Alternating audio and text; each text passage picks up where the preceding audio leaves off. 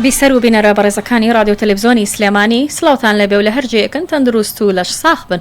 ئەڵلقەیەکی نوێی 6 پرسیارتان پێشکەش دەکەم بە یارمەتیاوکارانم شالات تۆفیق لە کاری جێبەجێکردنی هونەری و ڕێباس موسا لە وێنەگرتنی پرۆگرامەکە. سوپاسیانەکەم کەمیشە سەربازی ونی پشتم پرۆگرامن. 6 پرسیار درێژەی هەیە بە میوانداری بربژێرە بەهێزەکانی لیستی پارتی دموکراتی کوردستان بە ژمارە 190 لایەتان بێ تا ڕۆژی 20 ئۆکتۆبر و لەسەر سندوقەکانی دەنگدان. یەکێک لە بربژێرە بەهێز و لێ هاتووەکان کە دڵنیان بەشێکی زۆرتان دەیناسن. خزمەتێکی یان ئەزمونێکی جوانی پێش هەڵبژاردننی تۆمار کردووە.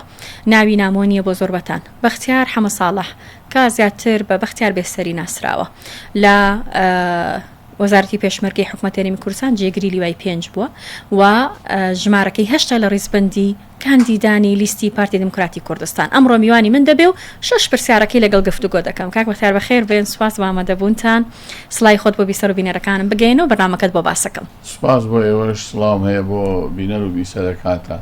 لە عشیرەتێکی گەورە و تایبەت جگەلەوەی کە پاڵێرایی پارتی دموکراتی کوردستانی هەمووان ئەڵێن زۆر بەهێز و پشتیوانی زۆر ئینشاڵڵا لە پەرلەمانت بینینەوە. پێم بڵێ دوو بۆکس لە بەردەم جەنابتە.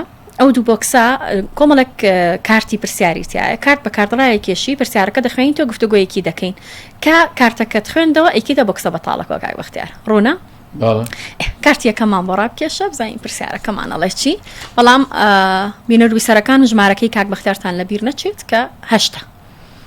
چۆن پسپۆڕەکەت دەکەیتە خزمەت؟ چۆن لەو بواری خزمەتت کردو لە بواری سەربازی سوودی لێ بینیتەوە بۆ پەرلەمان؟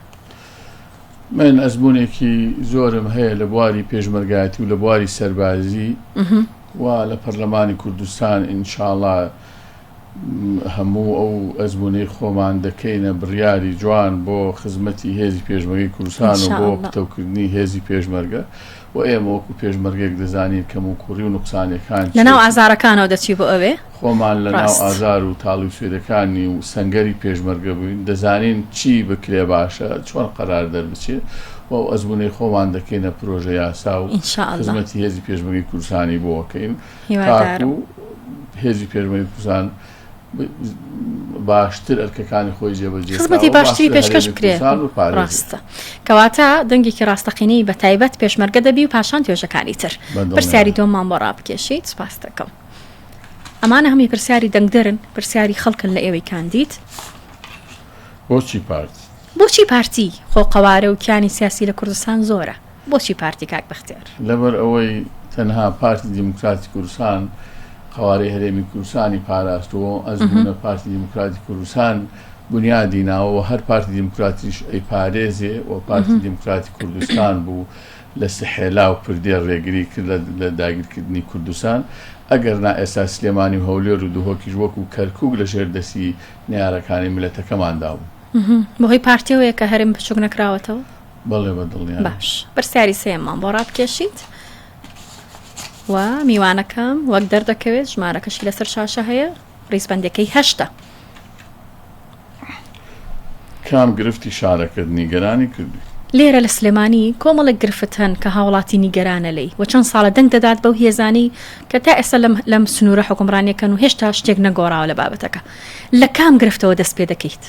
گرفتەکان زۆرن دانێکمان بۆ دەست نیشان بکە. لەوەی نیگەرانین و هەموو خەڵکی زۆرینەی خەڵکی سلێمانی نیگەرانن کە داهاتی ئەم شارە ناگەڕێتەوە خەزێنی گشتی حکوومەتی هەرێمی کوردستان و بکرێتەوە بە پرۆژە بەڵکو دەسەڵاتدارانی ئەم شارە و ئەم دەڤەرە ئەیبەن بۆ خۆیان و بە مەرامی تایبەتی خۆیان بەکاری ئەهێنەوەی بۆ باقەکانی دەرەوە و لەوەش خاڵێتیش کە زۆر نیگەرانن ناشیرینکردن و دەستکاریکردنی سروشتی جوانی شاری سلێمانیە کە دەبینین شاخی نەخشینی شاری گۆیژە شاخی گۆیژە سروشتەکەی تێک دەدەن بەناوی وەبەرهێنان و دەیکەنە وێلا و دەیفرۆشت و پارەکەی ڕەوانەی دەرەوەکەن و بۆ مەرامی تایبەتی خۆیان بەکاری دێنن. کەواتە هەم داهاتەکەی هەم سروشتەکەی هیچیان لە دەستی خەڵکی سلێمانیان نییە؟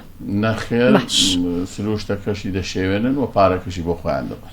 پرسیاری چوارەمم بۆ ڕابکێشی. سوپاس دەکەم و وەڵامەکان زۆر سوودمان لێ بینی. هیوادارم ئەو وەڵامانش بێت کە دەنگدەر بینەر بیسەر دەیەوێت.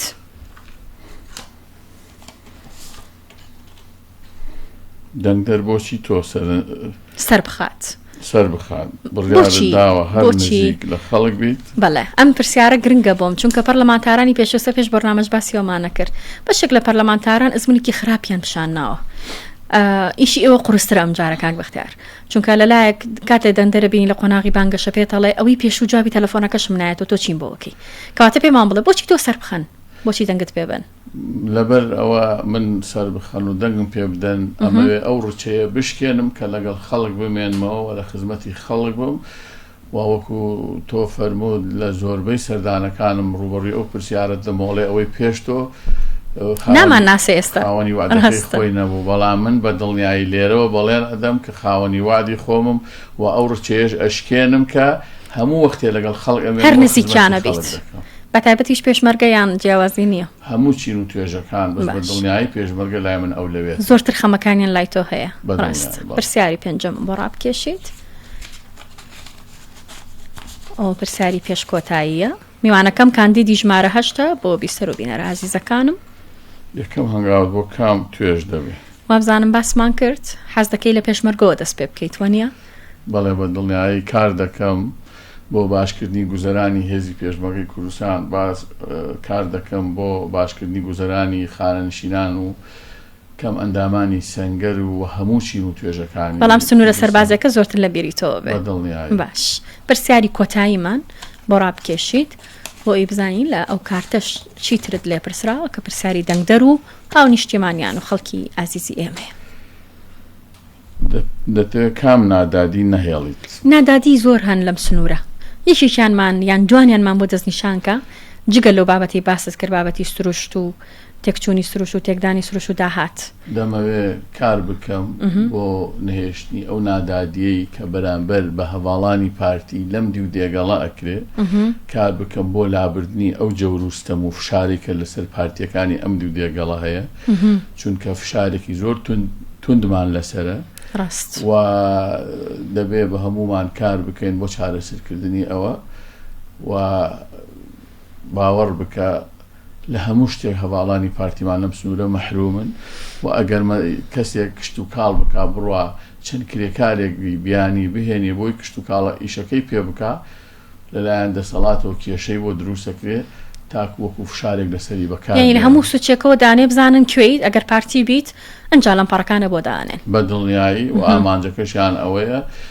هەواڵانی پارتی واز لە ڕێبازی پیرۆزی بارزانی بێن و بە ناچاری تەسلیمی ئیرادەی دەسەڵاتدارانی ئەم دەڤەرە بن ئەو محارەبەیە عەکسەکەیەتی وەنیە خۆشبەختانە هەواڵان خۆڕاگر بوون تا ئێستا تەسلیمی ئەم ئیرادەیە نەبوون و ناژبن زۆر باشە ئەو ترسە چییە لە بەتایبەت بینیمان پۆستەری بەشێکی زۆر لەبەر بژێرانی پارتی درێنرا شێوێنرا شتی لەسەر نووسرا دروشمی گۆڕا ئەو ترسە زۆرە چییە لەم هێزە هەیە لە سلێمانی ئەو ترسا لە پارتی دموکراتی کوردستان ڕیشەیەکی دوور و درێژی هەیە لە شەستەکانی سەدەی ڕابردووە ئەو حەسادەتە بە پارتی دموکراتی کوردستان و قیادەی پارتی هەیە و درێخیان نەکردووە لە هەر وەختێ فرسەتێکیان بۆ هەڵکەوتبێ بۆ دژایەتی پارتی کردویانە و زۆر لەمە خراپتریشان کردووە نەفیرعامیان لێداوە دژی هەواڵانی پارتی دموکراتی کوردستان و پێشی دەبابەی دوژمن کەوتون لە شەستەکان بۆ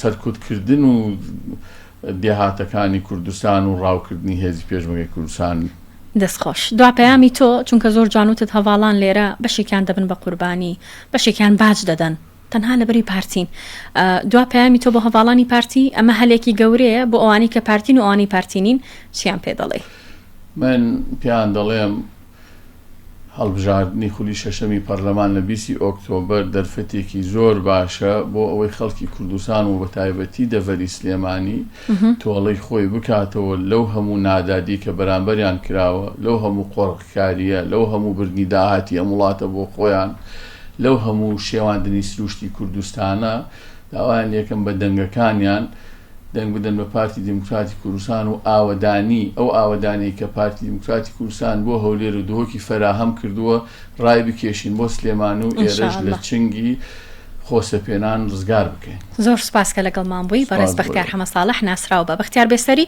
ژمارەکەی 8 لە ڕێزبەندی کاندید و بربژێرانی لیستی پارتی دموکراتی کوردستان بە هیوام لە پەرلەمان بتبینینەوە و دەنگی ڕاستەقینەی برا و خوشکە پێشمەرگەکانمان بیت. دووبارە زۆر بەخێر بێ. سپاس بۆ ئامادەبوون لە 6 پرسیار. ئازیزانم سپاس بۆ بینەری و بیسەریتان کە تا ئێستا چاوتانە سەر پرۆگرامەکەلانەدا و گوێبیستیتان بەردەوام بۆ لەگەڵمان لە 6 پرسیاری داهاتوو لەگەڵ کاندیدێکی دیکە پێتان دەگەمەوە بەڵام تاو کاتەلایەتان نەچێ ڕۆژی هەڵبژاردن و دەنگدان 20 ئۆکتۆبەر 190 پارتی دموکراتی کوردستان و کاندیدی میوانەکەم ژمارەی 8 بوو لە یادتان بێ. وەختەوەربن کوردستانی شیرین ئاوادان بێ.